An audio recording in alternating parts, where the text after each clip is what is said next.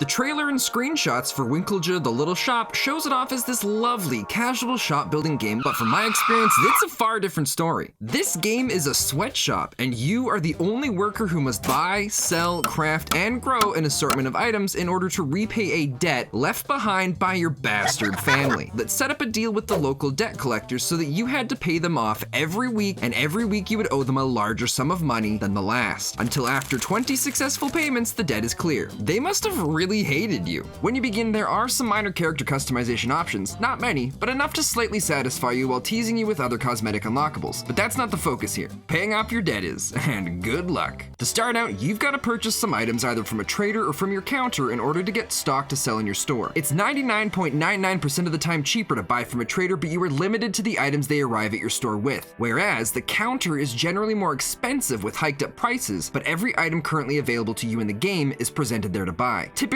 you would buy from the counter during the night so that the items are delivered immediately and your store is prepared and ready to go, but if you find yourself in the need of items during the day, you can still make purchases, but you have to wait a few moments for those items to be delivered before you can do anything with them. With items purchased, you place them on tables and shelves. This way, customers can come and purchase them while your shop is open. Something I didn't realize until my second playthrough was that during the night, you can look at a specialization menu. This menu shows what items customers come to your store expecting to be able to buy. It's also important to note that any and all items placed out in your store are added to this menu. This means that if you run out of shirts one day and are unable to restock that evening, people will return the second day looking for more. And if there are none out on display, they will wait at your counter demanding to buy one. They will wait until either a timer runs out, you manually sell one from your stock, or you tell them to leave. Over time, you can have items disappear from the specialties list, but that requires that none of that item are placed out on any shelves throughout the day. After a few days of not having a specific item out, it will disappear and people will stop coming looking for it. To get through this easier, you can still purchase items you don't want to sell and just keep them on hand for other customers that ask for them at your counter until the customers stop asking for them altogether. But there's a but,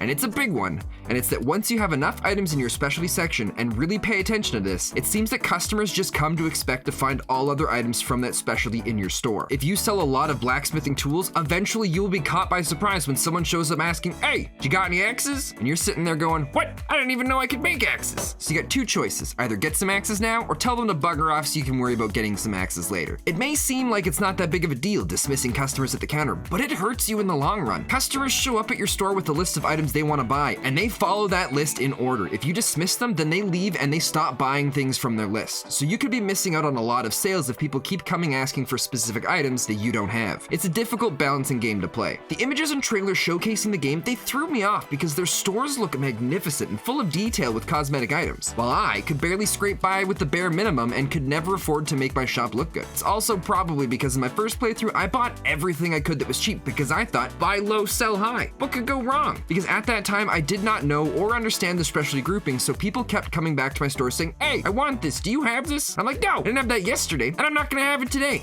But I kept trying to restock everything, but so many different items kept becoming available that I could barely keep up. And since I was spread out so thin, just trying to maintain my current stock was difficult enough before trying to pay back the Garbo debt collectors. It was either pay them off in the morning and pray to God I make enough money to restock my items in the evening, or restock my items in the morning and pray to God enough people buy things so I can pay back the debt collectors in the evening. And because those sleazeballs were always shoving their arms down my throat, I barely made any profit, so I rarely had the resources to upgrade or fancy up my shop, except for this potted flower the game forced me to buy early on during the game's tutorial. It wasn't until I'd been playing for over 3 hours that I was able to purchase my first wreath and a picture of some cats, which ended up being another factor that slowed my growth because your appeal rating decides how many customers and traders stop by in a day. Your appeal goes up a little bit by adding more shelves and stands for items, but it goes up way more by purchasing different cosmetic items to place around your shop. So my buy everything low strategy ended up spreading me thin on all inventory without letting me save money to pay my debt, while also not letting me afford the items that would bring in more customers and traders. Part of what made this game a lot of fun was that each specialization involved a little different management behind the scenes through different types of resources and crafting. As a farmer, there was no crafting, so you couldn't refine base resources into more expensive items. But once you paid the initial fee for a farm plot and seeds, you could keep growing the plants indefinitely as long as you periodically watered them. As a cook, you would need a larger variety of ingredients for cooking different foods, but some ingredients could be swapped out for others to make certain meals easier to manage. As a blacksmith, your base materials were a bit more expensive, but you generally used less of a variety of resources when crafting tools. And there are still several other specializations after those. There were a lot of close calls in my first playthrough, but I managed to get through by the skin of my teeth, and I finally finished paying off my debt.